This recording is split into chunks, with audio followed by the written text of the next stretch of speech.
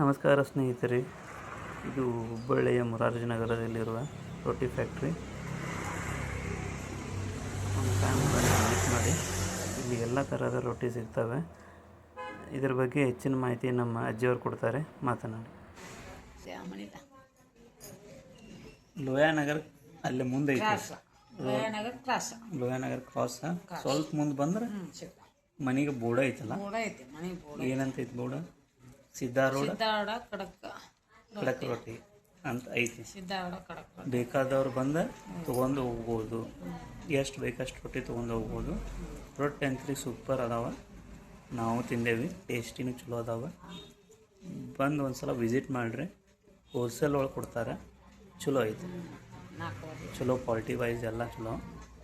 ರೊಟ್ಟಿ ನೀವು ನೋಡಿಲ್ಲ ಅಂದ್ರೆ ತೋರಿಸ್ತೀನಿ.